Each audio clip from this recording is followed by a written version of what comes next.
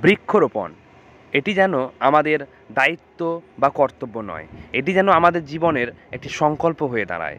বৃক্ষরোপণ যেন আমাদের জীবনের প্রত্যেকটা অঙ্গে জড়িয়ে থাকে, কারণ গাছ ছাড়া আমরা এই পৃথিবীর বুকে বেঁচে থাকতে পারবো না, এটা আমরা সকলেই জানি।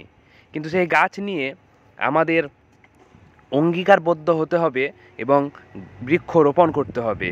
যে কোনো সময় আমাদেরকে চেষ্টা করতে হবে, সুযোগ পেলেই, সময় পেলেই আমাদেরকে বৃক্ষরোপণে এগিয়ে আসতে হবে। তাই আজকে আমাদের যে নার্সারি, সেই নার্সারির ভিতরে কিছু সুপারি গাছ রোপণ করার চেষ্টা করলাম। এই সুপারি গাছ যেমন পরিবেশের সৌন্দর্য বাড়ায়, তেমনই এই সুপারি গাছের অনেক গুণাগুণ রয়েছে। তাই আমরা চেষ্টা করলাম কয়েকটি সুপারি বৃক্ষ এখানে ভালোভাবে রোপণ করার, কারণ আমাদের এখানকার পরিবেশটিকে ভালো করার একমাত্র সম্বল হচ্ছে গাছ। তাই সে বৃক্ষ রোপণ করেই আমরা আমাদের এই জায়গাটিকে পরিষ্কার পরিচ্ছন্ন করার চেষ্টা করছি, যাতে আমরা আমাদের যে উদ্দেশ্য এবং লক্ষ্য সেটা সম্পূর্ণ করতে পারি। গাছ লাগান, প্রাণ বাঁচান, এটা আমাদের বাস্তব রূপ দেওয়ার জন্য আমাদেরকে মাঠে নামতেই হবে।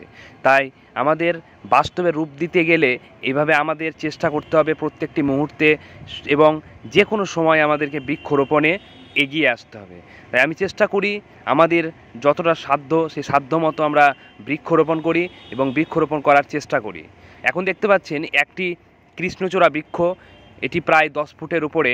আমরা এরকম কৃষ্ণচূড়া 20 থেকে 30 পিস নিয়ে এসেছিলাম, কেননা আমাদের যদি এই পরিবেশে একটু বড় গাছ রোপণ করি তাহলে সেই গাছটি সহজেই হওয়ার সম্ভাবনা থাকে, কারণ ছোট গাছের অনেক সমস্যা থাকে। সেই গাছ হয়তো ঠিকঠাকভাবে ঘিরে না দিলে ছাগলে কিংবা গরুতে খেয়ে নেয়, কিংবা অন্যান্য সমস্যা হতে পারে। তাই বড় গাছ আমরা নিয়ে এসেছিলাম, সেগুলো প্রায় অনেকটাই কমপ্লিট হয়ে গেছে রোপণ করা।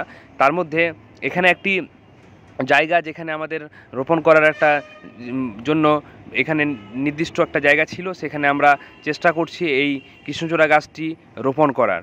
কারণ এই কৃষ্ণচূড়া গাছ এর যে সৌন্দর্য সেটা আমরা সকলেই জানি। এই কৃষ্ণচূড়া গাছের যে মনোরম পরিবেশ, কৃষ্ণচূড়ার গাছের ফুল এবং সৌন্দর্য এবং প্রকৃতির ভারসাম্যের জন্য এই কৃষ্ণচূড়া গাছের গুরুত্ব অপরিসীম। তাই আমরা চেষ্টা করব এই কৃষ্ণচূড়া গাছটিকে এখানে রোপণ করার, এবং এখানে একটা চেষ্টা করছি, সেটি হচ্ছে আমাদের যে পরবর্তী প্রজন্ম, তাদের হাত ধরেই আমাদের যাতে গাছটি রোপণ করা যায়, কারণ তারাও শিখুক এবং তারাও এই গাছ সম্পর্কে সচেতন হয় এবং গাছকে ভালোবাসতে যাতে তারা পারে। কারণ গাছের প্রতি তাদের যদি আজকে ভালোবাসা তৈরি হয় এবং গাছের গুরুত্ব তারা বোঝে, তাহলে ভবিষ্যতে এই গাছ তারা যত্ন নেবে এবং গাছ রোপণ করবে, বৃক্ষরোপণ করবে।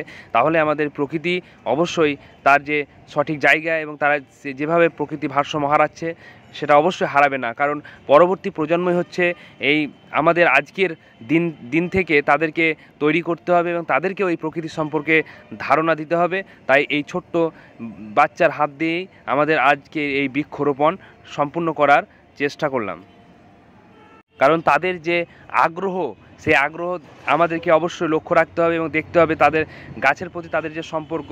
তাই চেষ্টা করলাম তাকে তার হাত ধরেই গাছ একটা গাছ থাকলে সে গাছে যে জল দিতে হয় এবং গাছের যত্ন নিতে হয়